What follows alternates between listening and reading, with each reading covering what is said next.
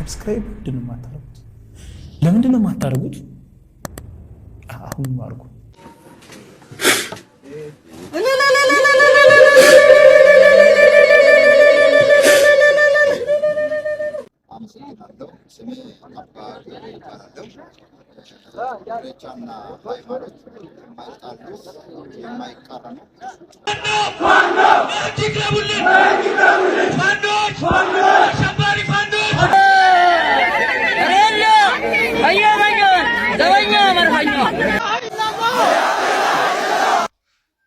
በመጀመሪያ ደረጃ ለሞቱት ወገኖቻችን ነፍስ ይማረል።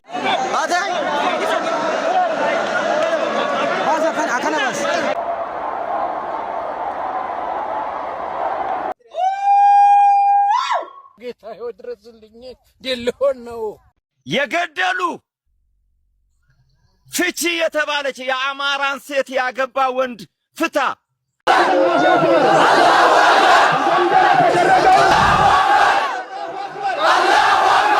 ሰላም ሰላም የተወደዳችሁ እግዚአብሔር ቤተሰቦች እንዲሁም የመድን ሚዲያ ተከታታዮች በያላችሁበት የዓለም ዳርቻ እግዚአብሔር ሰላም የእናታችን የቅድስት ድንግል ማርያም አማላጅነት አይለያችሁ አይለይ። ዛሬም በአዳዲስ ቪዲዮና ወቅታዊ በሆኑ ጉዳዮች ወደ እናንተ መጥቻለሁ። እንግዲህ ትላንትናም ከትላንትና ወዲያም ኢሬቻ በዓል እየተከበረ እንደሆነ በመዲናችን አዲስ አበባና እንዲሁም በሌሎች ሀገሮች በቢሾፍቱ አካባቢ ላይ እየተከበረ እንደሆነ እናውቃለን። ሰሞኑስ ምንድነው የተፈጠረው ነገር? ትናንትናስ በኢሬቻ በዓል በቢሾፍቱ ሲከበር ምንድነው የተፈጠረው? አብረን የምናየው ነው የሚሆነው። የእውነት እዚህ ኢሬቻ በዓል ላይስ የክርስትና እምነት ተከታዮች ወይንም የኢትዮጵያ ኦርቶዶክስ ተዋሕዶ ቤተክርስቲያን እምነት ተከታይ የሆኑ ሊቃነ ጳጳሶች ቅድስት ቤተክርስቲያንን ይመለከተናል፣ ቅድስት ቤተክርስቲያንን እናስተዳድራለን ብሎ ክርስቶስ በሞገሱና በጸጋው የሾማቸው እኛ በማዕረጋቸው የምናከብራቸው ሊቃነ ጳጳሶችስ እዚህ ኢሬቻ በዓል ላይ መገኘት ነበረባቸው ወይ? አብረን የምናየው ነው የሚሆነው። እኛ የተቃወምነው ወይንም ኢሬቻ በዓል ወይንም ዋቄ ፈታ የሚባለው የጣዖት የሚያመልኩበት ጊዜ ነው ወይንም ጣዖት የሚያመልኩበት ቦታ ስለሆነ አንሄድም ብለን በተቃወምንበት ከኛ በላይ ያሉ ብፁዓን አባቶች እዛ ለምንድን ነው የተገኙት? በብሔር ተከፋፈለ ማለት ነው። አብረን የምናየው ነው። በመካነ ሰላም ሰሞኑን እንግዲህ ጦርነት እንደተነሳ እናውቃለን። የኢትዮጵያ ኦርቶዶክስ ተዋሕዶ ቤተክርስቲያን እምነት ተከታይ የሆኑ መስጊድ ውስጥ ገብተው አጠቁ የሚባል ነገር አለ። ይሄ ስም ማጠልሸት አይሆንም ወይ? ይህንን የምናይ ነው የሚሆነው። ስለዚህ ሌሎች ቪዲዮዎች አሉ ማለት ነው። ሙስሊሞችም የተቃወሙበት አጋጣሚ አለ። ኢሬቻ ጣዖት ማምለክ ነው ብለው ሙስሊሞቹም እንግዲህ ሙስሊም ሆኖም የኦሮሞ ህዝብ የሆኑ ሰዎች አሉ ማለት። ስለዚህ እነዚህን ቪዲዮ አብረን ሐሳባችንን እየሰጠን የምናይ ነው የሚሆነው። እንዲሁም ጣዖት ያመልካሉ ወይስ ጣዖት አያመልኩም የሚለውን ብፁዕ አባታችን ወይንም አባ ገብርኤል ከተናገሩት ጋር መረጃዎችን እያያዝን የምናወራበት ቪዲዮ አለ ማለት ነው። እስከ ፕሮግራሙ ፍጻሜ እስከ ቪዲዮ መጨረሻ አብራችሁን ቆዩ። ላይክ፣ ሼር፣ ሰብስክራይብ ማድረጋችሁን እንዳይረሳ። መጀመሪያ ግን ሰብስክራይብ ምንድነው የማታደርጉት? ለምንድነው የማታደርጉት? አሁን ማርጉ። ቤተሰቦች በሰጧቸው 5 ሰከንድ ውስጥ ላይክ፣ ሼር፣ ሰብስክራይብ አድርጋችኋል ብዬ ተስፋ አድርጋለሁ። አሁን የምንሄደው ወደ መጀመሪያው ቪዲዮ ነው። የመጀመሪያው ቪዲዮ ደግሞ አባ ገብርኤል በኢሬቻ በዓል ላይ ተገኝተው ምንድነው የተናገሩት ነገር? የተናገሩት ነገር ትክክል ነው ወይስ ትክክል አይደለም የሚለውን አብረን ነው የምናየው። ዋቄፈና እምነት ወይንም ኢሬቻ በዓል የሚባለው ከክርስትና ሃይማኖት ጋር ይጋጫል ወይስ አይጋጭም? ከነሱ አንደበት እስኪ ምን እንዳሉ እንስማ። ወደ መጀመሪያው ቪዲዮ ተዳችሁ። አመሰግናለሁ። ስሜ አባ ገብርኤል ይባላለሁ። ኢሬቻና ሃይማኖት የማይጣሉ የማይቃረኑ የሚደጋገፉ ናቸው። ምክንያቱም የኛ የኦርቶዶክስ ሃይማኖት መስራቹ ጌታችን መድኃኒታችን ኢየሱስ ክርስቶስ ነው። ጌታችን ደግሞ በስጋ የተወለደው ከእስራኤል ሕዝብ ነው። ስለዚህ የእስራኤልን ባህል ወጋቸውን፣ ባህላቸውን፣ እሴታቸውን ጠብቆ ነው የኖረው። ሰማይና ምድር የፈጠረው የህዝቡን ባህል ካከበረ እኛ ደግሞ ተከታዮቹ ባህሉን ማክበር አይከብድንም ማለት ነው። ለኦሮሞ ህዝብ ኢሬቻ ባህሉም ወጉም የጋራ ንብረቱ ነው።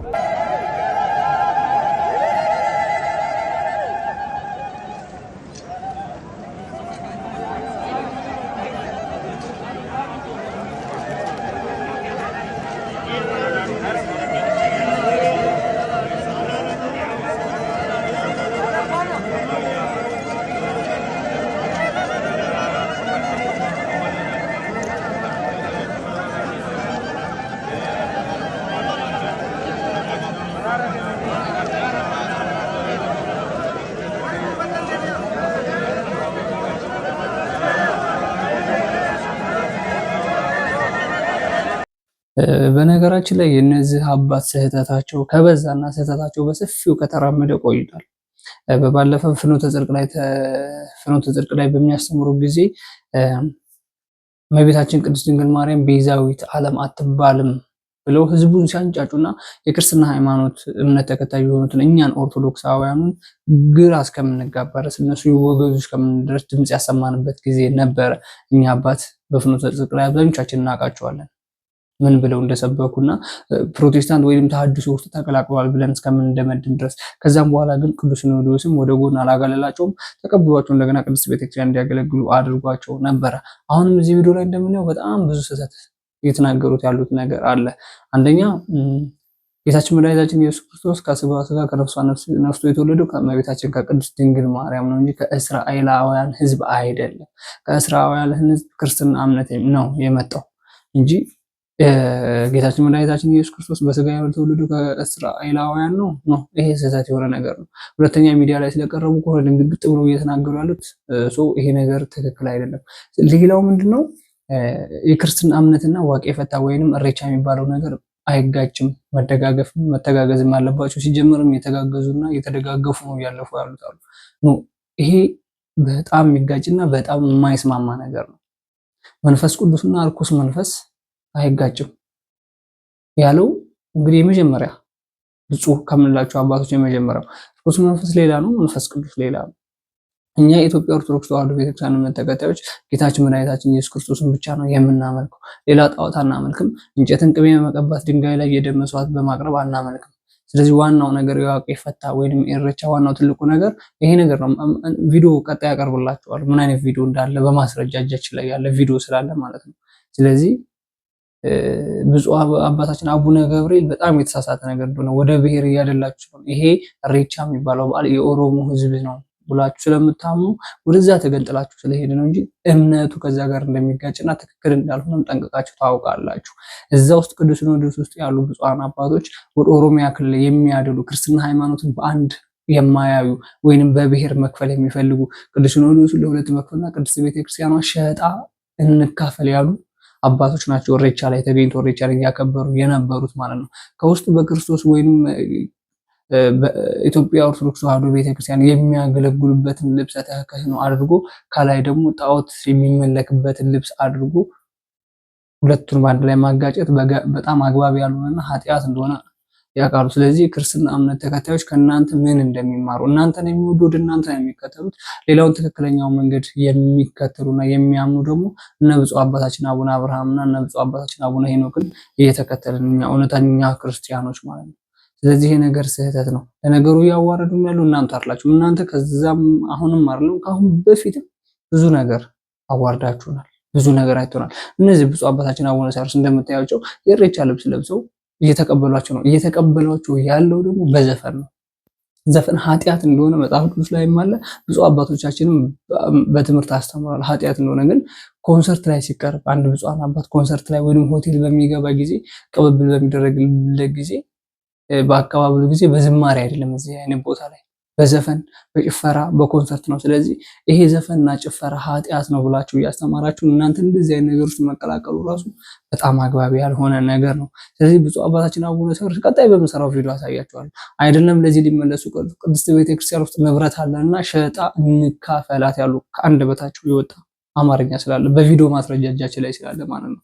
ስለዚህ ብፁዕ አባታችን እንደዚህ አይነት ነገር እየተደረገ ቤተክርስቲያኒቷን ጥቁር ትልበስ ባሉ ጊዜ ጥቁር እያለበሱ ህዝበ ምዕመኑ ጥቁር ይልበስ እያሉ ጥቁር ባለበሱ የእናንተ ወንበር ባዶ እንዳይቀር በባለፈ ማነው መምህር ተናግሮታል። መጋቢ አዲስ እሸቱ ይመስለኛልና ንጹህን መስቀል የቆሸሸ ወንበር ላይ የተቀመጥን ሰዎች ራሳችን ቆሻሻ ሆነን ንጹህን መስቀል በቆሸሸ እጃችን ይዘነዋል ያለበት ጊዜ ነበርና አስታውሰዋለሁ ይሄን ትምህርት። ስለዚህ ብፁዕነታቸው በብፁዕ ህዝበ ምዕመኑ ለህዝበ ምዕመኑ መንጋውን የምትጠብቁት እናንተ ናችሁ።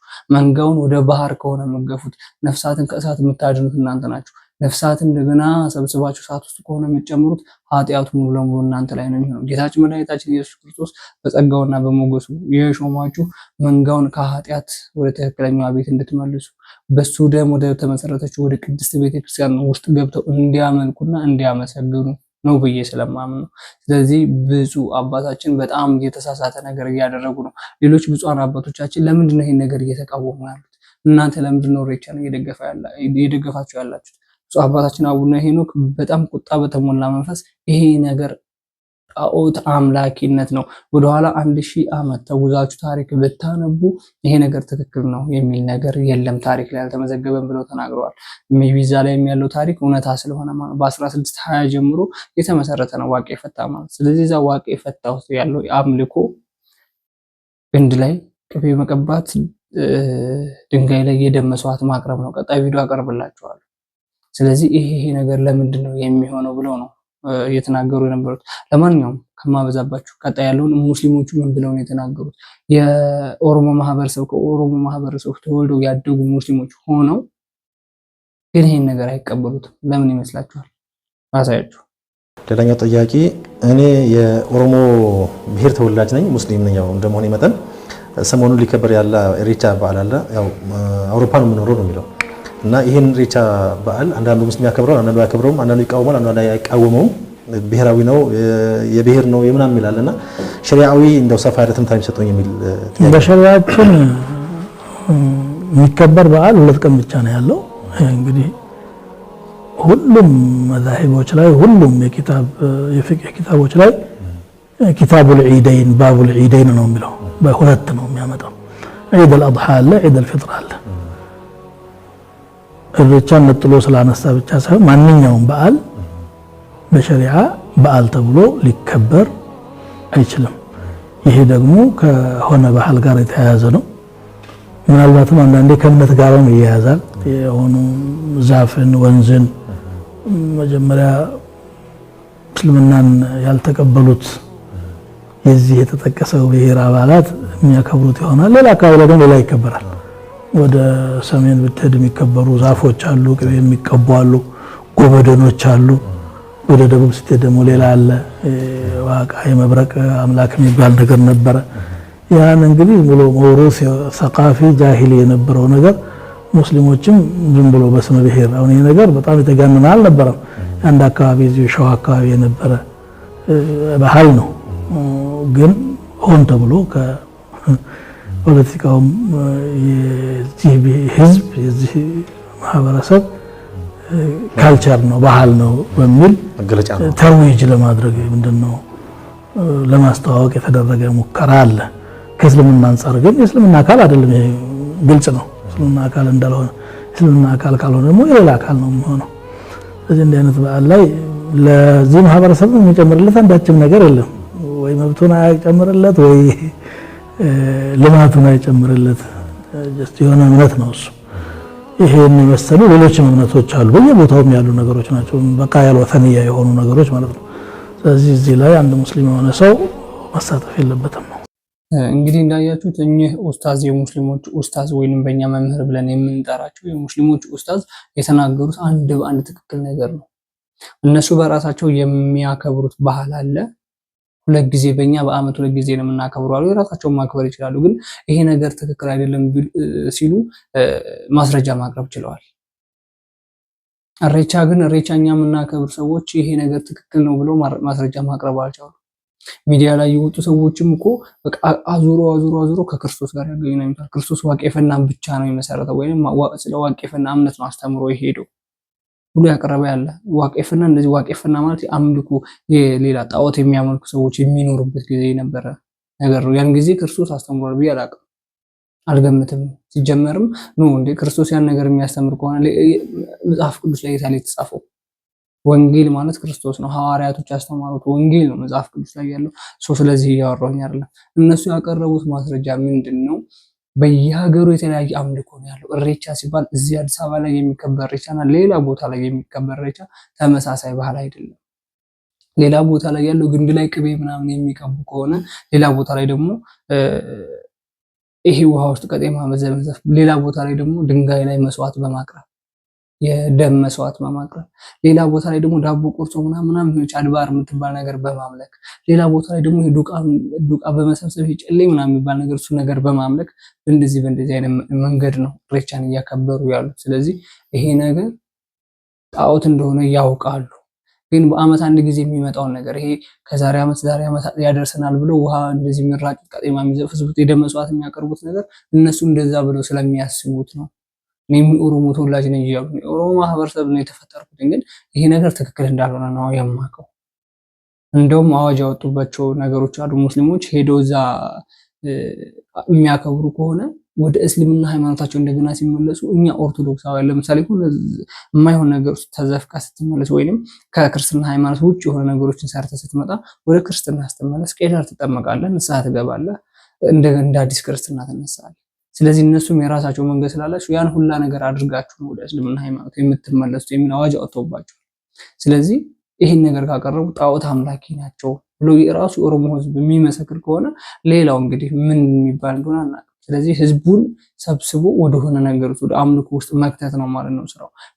ለማንኛውም ለዚህ እኮ ማስረጃ አለን። የመጀመሪያው ማስረጃ ላሳያችሁ፣ ይሄን ተመልከቱ። Karanaan keenya waaqa lafaa qaba. Karanaan keenya waaqa lafaa qaba. Karanaan keenya barii barraaqaa qaba. Karanaan keenya waaqa lafaa qaba. Karanaan keenya barii barraaqaa qaba. Karanaan keenya waa'inaa dhaqaba. Naga. Naga. Oi nambi haala hin qeeni.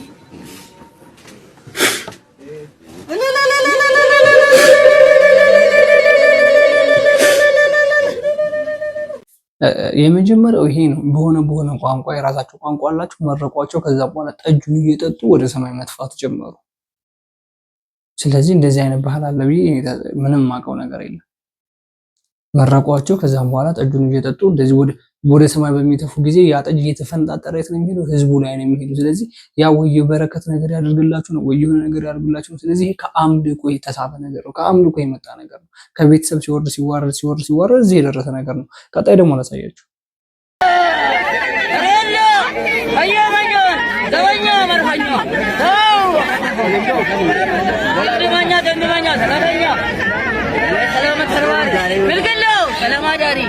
ክልክለው ዳንጋ ሳንካ የለውም የማደለሽ ሸግነው ከራማና ከራማደለ ማኝ በረኝ አንዲ ቃል ነው የማደለሽን አንዲ ቃል ለማገድ አንዲ ቃል ሰላማ በረካቱ መርካት ሁለተኛው ደግሞ ይሄ ነው። እዛ ያሉበት ሐይቅ ዳር ወይንም ይሄ በቀጤማ እንደዚህ ምናምን ብለው የሚራጩት ዳር እንደዚህ አይነት መጠጥ ይዘው ማረቄ ምናምን ነገር ይዘው መጠጥ ይዘው በዛ ማረቄ ምክንያት ሳክረው ይሁን አይተውቅም የዛር መንፈስ ነው የተነሳው። እንግዲህ እንደምታዩት የዛር መንፈስ እያበዱ ያሉ እየጮሁ ትልልቅ እናቶች ናቸው እኮ። እንደዚህ አይነት ሌላ አይነት ዓለም ውስጥ ገብተው በእንደዚህ አይነት መልኩ ነው እንግዲህ ክርስቶስን እያመሰገንን ነው ብለው የሚያምኑበት መንገድ በዚህ አይነት መንገድ ነው። ይሄ ምስጋና አይደለም። አያችሁ፣ ይሄ ከጣዖት ጋር ወይንም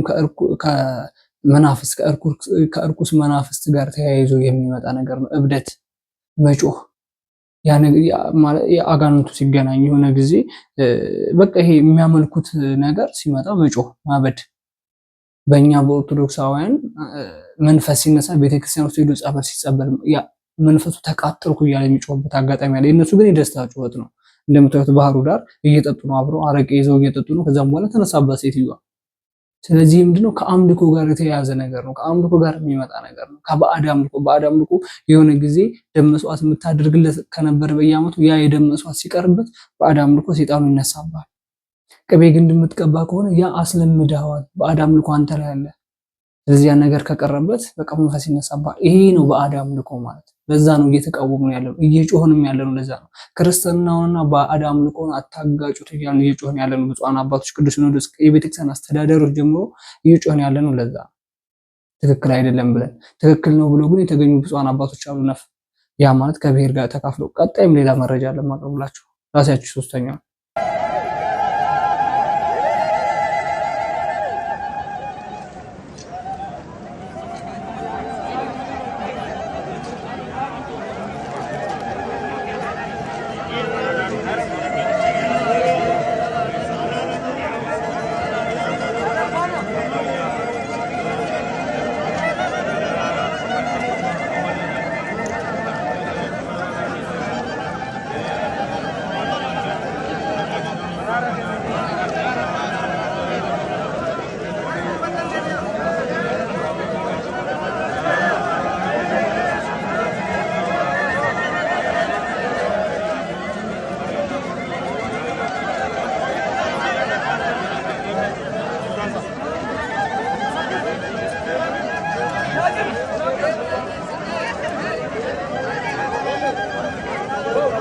ሶስተኛ የሚያደርጉት ደግሞ ይሄ ነገር ነው።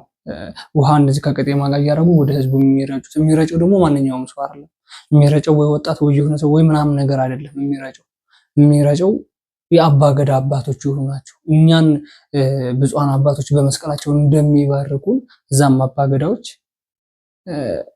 ይረጫሉ ማለት ነው። ስለዚህ ከአምልኮ ጋር የተያያዘ አይደለም ካሉ ምን አይነት ማስረጃ ነው ያለው? ማስረጃው ምንድነው? እኛን የሚያሳምን ነገር፣ እኛን ኦርቶዶክሳውያን የሚያሳምን ነገር፣ እኛ ብፁዓን አባቶች በመስቀላቸው ወጥተው ቢባርኩን እዛ መስቀል ላይ የተሰቀለውን ክርስቶስ በእጃቸው የያዙት መስቀል ላይ የተሰቀለውን ክርስቶስ እናመልከዋለን። ትርጉሙ ይሄ ነው። በዛ በክርስቶስ መስቀል ነው እየባረኩ ነው ያለው። ይሄ ቀጤማው ውሃ እንደዚህ የሚረጨው ነገር ትርጉሙ ምንድነው? የሚያመጣው ለውጥስ ምንድነው? ቅድም ኡስታዙ ተናግረዋል። ህዝቡ ላይ የሚያመጣ ነገር የለም። ሄደው ግንድ ላይ ቅቤ ቀቡም ድንጋይ ላይ መስዋዕት አመጡም ለህዝቡ ምንም አይነት ለውጥ የሚያመጣለት ነገር የለም። እነሱ ግን ዝም ብሎ በአመት አንድ ጊዜ ስለሚገኝ ያን ነገር እንደ ባህል አድርገው ወሰዱት። ወደ አምልኮ፣ ወደ ጣዖት አምልኮ፣ ወደ ባዕድ አምልኮ ነው የወሰዱት ብሎ ኡስታዙ ተናግረዋልና እነሱን ደግፌያቸዋለሁ። የኔ እምነት ተከታይ አይደሉም ግን ደግፌያቸዋለሁ። ለምን? ትክክል ስላልሆነ። እነሱ አሁን ይሄ እስልምና የተባለው ሃይማኖት ዘመናትን ያስቆጠረ ነው። ትክክል ሆነ አልሆነ እነሱ ራሳቸው ይጠየቁበታል። ስለዚህ አሁን ይሄ ምንም አይነት የሚገባን ነገር ስለሌለ ነው። አንደኛ የሚረጩት ትልቅ አባቶች ናቸው ወይም አባገዳ የሚባሉ ናቸው። ሁለተኛ የሚረጩት ለራሳቸው አይደለም ለህዝቡ ነው። ልክኛ እንደ በመስቀል እንደምንባረከው። ስለዚህ ህዝቡ አሁን እየተወናበደ ያለው ከአባገዳዎች በታች ያለ ህዝብ እኛን እያወናበዱ ያለው እኛን ክርስቲያኖችን ኦርቶዶክሳውያኖችን እያወናበዱ ያሉት ደግሞ ብፁዓን አባት ተብለው ቅድስት ቤተክርስቲያን የሾመቻቸው ብፁዓን አባቶች ሄደው ኢሬቻ ላይ አብረው ቅጠል ይዘው የሚዘፍቁት፣ ሄደው ኢሬቻ ላይ አብረው የሚያከብሩት፣ እኛን ሲያስተምሩ ባዕድ አምልኮ ነው ብለው ያስተማሩን ትተው ባዕድ አምልኮ ለኛ ነው እነሱ ባዕድ አምልኮ አይደለም መሄድ ክርስቶስ የጻፈውን በክርስቶስ ስም የተጻፈውን ወንጌልን ትተው ወንጌልን ረግጠው ሄደው እዛ ከነሱ ጋር የሚያመልኩት ነገር ሜቢ ከተቻለ ምንድን ነበር የሚቻለው? ያን ህዝብ ወንጌል አስተምሮ ወደ ትክክለኛው ቤተክርስቲያን መመለስ፣ ወደ ትክክለኛው ክርስቶስ ወደሚመለክበት ቤት መመለስ ከተቻለ እንደዛ ነበረ። አብረው እነሱ በሚጨፍሩበት መንገድ መጨፈር፣ አብረው እነሱ የሚያመልኩትን ነገር በማምለክ ስለዚህ ይሄ ብሔራችን ነው ብሎ ከቅዱስ ሲኖዶስ ተገንጥሎ ወደ ብሔር መሄድ ያስፈልጋል አይደል? ይሄ ማለት አሁን ሌላም ነገር ሊያመጣ ነው። ቀጣይ ቅድስት ቤተክርስቲያን የምታከብራቸው በዓላት ካሉ ይሄ በዓል የቅድስት ቤተክርስቲያን አይደለም። ስለዚህ እኛ ደግሞ ይችን ቅድስት ቤተክርስቲያን የምታከብረውን በዓል አናከብረው ሊሉ ነው እነዚህኛዎቹ ብፁዓን አባቶች ማለት ነው። ስለዚህ ይሄ ነገር መከፋፈል የመጣው በነገራችን ላይ ትንሽ ዓመታትን አስቆጥሯል። ቅድስት ቤተክርስቲያን ለሁለት ትከፈልና ቅዱስ ሲኖዶስም ለሁለት ይከፈል፣ ፓትርያርክም ለሁለት ይከፈልና እኛም የራሳችንን እንምራ እነሱም የራሳቸውን ይምሩ ከተባለ ጀምሮ የቅድስት ቤተክርስቲያን ጉዳይ አብቅቷል። ክርስቶስ ግን በደሙ ስለመሰረታት እየጠበቃት ነው። መውደቅ ያለበት ይወድቃል፣ ማለፍ ያለበት እያለፈ ነው፣ መጽናት ያለበት እየጸና ነው። እነ ብፁዕ አባታችን እነ ብፁዕ አብርሃም ምን ነው ብሔር አይከፋፍሉ? ምን ነው ወደ ትግሬ ያደሉ? እነ ብፁዕ አባታችን አቡነ ሄኖክ ምን ነው ለኦሮሞ ያደሉ? ነው ለአማራ ያደሉ? ብፁዓን አባቶች ለምንድነው ተመሳሳይ ባላንስ አድርገው ህዝቡን እየመሩ ወይንም ህዝቡን እያስተማሩ ያለው ነው? ለምንድነው የማያስተምሩት? ብፁዕ አባታችን አቡነ ሳዊሮስ ለምንድነው ወደ ኦሮሚያ ክልል እያዳሉ? ይሄ የኦሮሚያ እንትን ባህል ስለሆነ እነሱ ጋር አብሬ ነው ማከብረው። ለምን? ይሄ እኮ አይደለም። ብፁዓን አባት ሲሾም ለህዝቡ በአንድ ላይ ነው የሚሾሙ። ለክርስትና እምነት ብቻ ሳይሆን ለሌሎች እምነትም ያን እምነት ወይንም ጣዖት ውስጥ የሚያመልክ ሊሆን ይችላል፣ ሌላም ቤተ እምነት ውስጥ የሚመራ ሰው ሊሆን ይችላል። እነዛን ወደ ትክክለኛው ክርስቶስ እዚህ ነው የሚነግሰው፣ ወንጌል ትክክለኛው የሚሰበከው እዚህ ነው ብሎ እነዛን ነፍሳት ማዳን ነው ትልቁ የብፁዓን አባቶች ድርሻ። ቤተክርስቲያኒቷን መጠበቅ ነው። መንጋውን እንዳይበታተን መሰብሰብ ነው። መንጋውን ከኃጢአት ነፃ ማውጣት ነው የብፁዓን አባቶች ድርሻ። እስኪ ቀጣይ ቪዲዮ እንመልከት።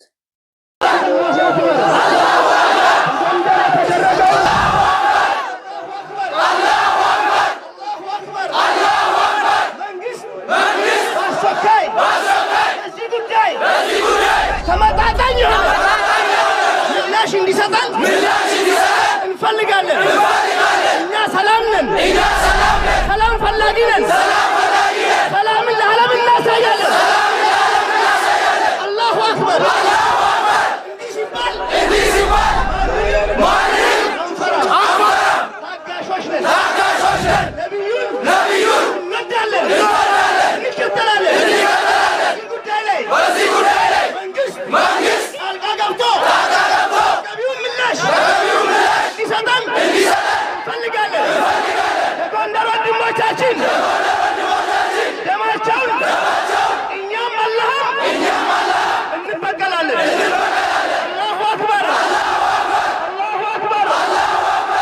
الله أكبر الله أكبر الله أكبر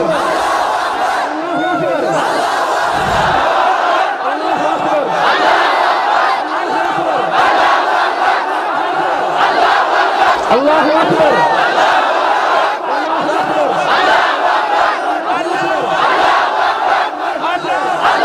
الله أكبر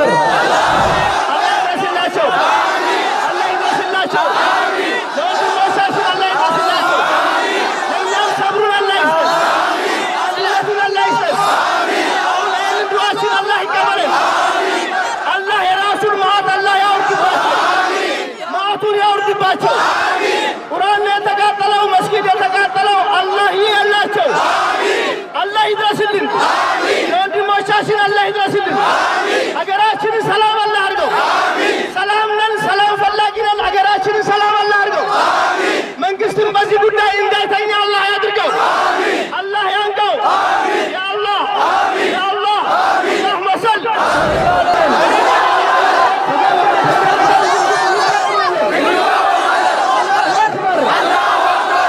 الله أكبر العالمين اللهم عليك بهم اللهم عليك بهم فإنهم قتلوا رجال المسلمين اللهم عليك بهم فإنهم يتموا أطفال المسلمين فيتم أطفالهم اللهم عليك بهم فإنهم رملوا نساء المسلمين فرمل نساءهم يا رب العالمين يا رب العالمين دعوناك دعوناك فاستجب دعاءنا فاستجب دعاءنا فاستجب دعاءنا فاستجب دعاءنا اللهم اكشف الغمة عن هذه الأمة اللهم اكشف الغمة عن هذه الأمة اللهم أصلح أحوال المسلمين اللهم وحد صفوفهم اللهم وحد صفوفهم واجمع كلمتهم على الحق يا رب العالمين واجمع كلمتهم على الحق يا رب العالمين اللهم أصلح لنا مجلسنا الأعلى اللهم أصلح لنا مجلسنا الأعلى اللهم أصلح لنا مجلسنا الأعلى يا رب العالمين يا رب العالمين يا رب العالمين يا رب العالمين اللهم كن لنا ولا تكن علينا اللهم انصر لنا ولا تنصر علينا اللهم لنا إخوان في غندر اللهم إن لنا إخوان في دبار اللهم كن لهم معينا ونصيرا اللهم كن لهم معينا ونصيرا اللهم إنهم ضعفاء فانصرهم اللهم إنهم ضعفاء فانصرهم اللهم إنهم ضعفاء فانصرهم اللهم إنهم ضعفاء فانصرهم يا رب العالمين يا رب العالمين በመጀመሪያ ደረጃ ለሞቱት ወገኖቻችን ነፍስ ይማርልን ለወዳጅ ዘመዶቻቸው መጽናናትን እንመኛለን። ሆኖም የወገኖቻችንን ሞት ግን ከቤተ ክርስቲያናችን ጋር ለማገናኘት ለማነካካትና የእርስ በርስ ጦርነት እንዲፈጠር ለምጥሩ አካላት እጅግ በጣም አሳፋሪ ናቸው። የአካባቢው የእስልምና ጉዳይ ጽሕፈት ቤት እንዳስተላለፈው ከሆነ ቤተ ክርስቲያናችን እንድትዋጋ ጦር ስበኩ ልክ እንዳለ ነው ያዘዘው። አይደለም ዛሬ ቀርቶ አይደለም ትላንትና አባቶቻችን በግፍ ሲገደሉ ሲታረዱ ቤተክርስቲያን ስትፈርስ እንኳን ቤተክርስቲያናችን አንድም ነገር ብላ አታውቅም። ምክንያቱም እኛ የክርስቶስ ተከታይ ነን። የማንንም መገፋት ሆነ መውደቅን መድማትም ሆነ መሞትን አንፈልግም በፍጹም። በዘር እንደምንባላው ሁሉ በእምነትም አልሳካ ብሏቸው ነው እንጂ እስከዛሬ እንድንባላ የሚፈልጉ አካላት አሉና ለነሱ በሩን አንክፈት እላለሁ። ቤተክርስቲያናችን ከእንደዚህ አይነት እርኩስ ጸባይ የጸዳች መሆኗን እንድታውቁልን እንወዳለን። በነገራችን ላይ ይሄ ድርጊት የተፈጸመው በዚህ ሳምንት በእነዚህ ቀናቶች ውስጥ ነው። ይሄ ድርጊት በመፈጸሙ ያላዘነ ኦርቶዶክሳውያን የለም። ኦርቶዶክሳውያኖች ደግሞ እንደዚህ አይነት ነገር ሲፈጸም የሚያዝኑት ምክንያት ኦርቶዶክሳዊ ሆኖ አንገቱ ላይ ማህተም ያደረገ ሰው እንደዚህ አይነት ነገር ስለማያደርግ ነው። ሙስሊሞች አሁን አንድ ላይ ፈርደው መካነ ሰላም ላይ ተነስተው ኦርቶዶክሳውያን ናቸው፣ አንገታቸው ላይ ማህተም ያሰሩ ሰዎች ናቸው ገብተው ኡስታዞችን ገድለውብን የሄዱት እንደዚህ ያደረጉብን እያሉ ተቃውሞ የወጡት ሰልፍ ነው። ይሄ ሰልፍ በነገራችን ላይ ኦርቶዶክስ ሆኖ አንገቱ ላይ ማህተም ያደረገ ሰው አይገልም። ኦርቶዶክስን ጸብ አጫሪ ውስጥ የሚያስገቡ ሌሎች አካሎች እንዳሉ እዛ ክልል ላይ የምትገኙ እዛ ሀገር ላይ የምትገኙ የእስልምና እምነት ተከታይ እህት ወንድሞቻችን ብታውቁ በጣም የተሻለ ነው የሚሆነው። ስለዚህ ይሄ ነገር በምንድን ነው የተነሳው? ሰሞኑን ግዕዝ ማንኛውም አማራ ክልል ላይ ያለ ማህበረሰብ ግዕዝ ትምህርት መማር አለበት ተብሎ አዋጅ ወጣ። ስለዚህ ግዕዝ ትምህርትን አንማርም ስላሉ ሙስሊሞች ደግሞ ስለዚህ አንማርም ስላልናቸው ይህን ጥቃት ያደረሱብን እነሱ ናቸው ብላችሁ አስባችሁ ነው የሚሆነው። በእርግጠኝነት ኦርቶዶክሳዊ ሆኖ እንደዚህ አይነት ጥቃት የሚፈጽም አንዳችም ሰው የለም። ግዕዝ መማር ሌላ ችግር ነው። ግዕዝ ቋንቋ ነው። ስለዚህ እንደዚህ አይነት ነገር የሚያደርጉት ኦርቶዶክሳዊ ናቸው ብላችሁ ድምድም ያደረጋችሁበት ነገር ካለ በእናንተ በእኛ ኃጢአት የምንለው በእናንተ ምን እንደምን ስለማላውቅ ነው፣ ይቅርታ። ስለዚህ እናንተ ላይ ነው የሚፈረደው። ኦርቶዶክሳዊ ሆኖ ይሄን ጥቃት የሚያደርስ ሰው የለም። ሁሉም ማህተሙን የሚፈራ ነው። ሁሉም ክርስቶስን የሚፈራ ነው። ሌላ አካል መሀል ላይ እንዳለ መጠርጠር አለባችሁ። ሌላ አካል እርስ በርስ ኦርቶዶክሳውያንና እስልምናን ተዋደው የሚኖሩትን አማራ ክልል ላይ ያሉትን እስልምናና ኦርቶዶክሳውያንን ማጋጨትና ማፋለጥ የሚፈልግ አካል እንዳለ መረዳት አለባችሁ እንጂ ከሌላ ህግ መቅረብ አለበት። ከሌ ነው ይሄን ነገር ያደረገው፣ ማን ነው ያየው? ለሞቱት ነፍስ ይማር በጸደቀ ገነት ወይም ከደጋጎች ጎን ያስቀምጥልን ጌታ መድኃኒዓለም። ግን ኦርቶዶክስን ከዚህ አይነት ነገር ውስጥ ብታወጡት በጣም የተሻለ ነገር ነው። ለምን ሁሉም ነገር ሲመጣ ያደረገው ኦርቶዶክስ ነው። የሆነ ነገር ሲመጣ ያደረገው ኦርቶዶክስ ነው። ይሄ ነገር በኦርቶዶክስ ላይ ብቻ አይደለም መደምደም ያለበት፣ መሀል ላይ ሌላ አካል እንዳለ ማጣራት አለበት። ሌላ አካል አለ መሀል ላይ አንዱን ብሔር ከአንዱ ብሔር ለማጣላት፣ አንዱ ብሔር ላይ የሆነ ጸባጫሪ ነው ተብሎ እንዲደመደም የሚያደርግ ጸባጫሪ ነው ተብሎ ያ ብሔር እንዲጠላ ወይንም ጸባጫሪ ነው ተብሎ ያኛው ሃይማኖት እንዲጠላ የተደረገ ነገር አለ። እስልምና እምነት ተከታዮችና ኦርቶዶክሳውያን እምነት ተከታዮች ብዙ ተጋብተው በፍቅር ኖሮ ልጅ ወለዱ ሰዎች አሉ። አንድ ክልል ላይ አንድ ሀገር ላይ ብዙ እስልምና እምነት ተከታዮችና ብዙ ኦርቶዶክሳውያን ሆነው አንድ ጊዜ የኖሩባት ሀገር ላይ በአንድ ሳምንት ውስጥ እንደዚህ አደረጉ ኦርቶዶክሳውያኖች የሚባሉ በጣም ስህተትና ሐሰት የሆነ ነገር እንደሆነ እንድትረዱ ፈልጋለሁ። ስለዚህ ኦርቶዶክሳውያኖች ይህንን ነገር በፍጹም ያደረጉ አንገቱ ላይ ማህተም ያደረገ የሚቆረቆረው ስላንተ ሃይማኖት ሳይሆን ስለ ማህተሙ ግን በፍጹም እንደዚህ አይነት ነገር አያደርግም። እናንተ ጋር አንድ አሻራ የጣለባችሁ ነገር አለ። ግዕዝ የሚባለው ነገር መማር አለመማር የእናንተ ነው። ማወቅ አለማወቅ የእናንተ ነው። ግዕዝ ከእምነት ጋር ምንም የሚያገናኘው ነገር የለም። ግዕዝን አይደለም የምታወሩትን አማርኛ ቋንቋ ቀርጻ ያስተማረች የኢትዮጵያ ኦርቶዶክስ ተዋሕዶ ቤተክርስቲያን ነች። ስለዚህ ግዕዝንም እሷ ብትቀርጸውም መማር ካለባችሁ ማወቅ እኮ ነው። መግባቢያ ቋንቋ ነው። ይጠቅማል እንጂ የሚጎዳ ነገር አይደለም። እናንተ አረብኛን ሰላም አለይኩም ምናምን የሚለውን ነገር ከአረብ ሀገር እኮ ነው የተለመደው። ይሄ የእስልምና ቋንቋ አይደለም፣ የአረብ ቋንቋ ነው። ከእስልምና ጋር ከእምነቱ ጋር የሚያገናኘው ነገር የለም። ስለዚህ የኛውንም በዚህ መንገድ ብትረዱት በጣም የተሻለ ነገር ነው የሚሆነው። ለዛሬ ይዤላችሁ የመጣሁት ቪዲዮ ይሄን ይመስላል። ቤተሰቦች ላይክ፣ ሼር፣ ሰብስክራይብ ያደረጋችሁ ቤተሰብ ሁኑ። ቀጣይ ደግሞ በአዲስ መረጃና በአዲስ ቪዲዮ ተመልሰን እንገናኛለን።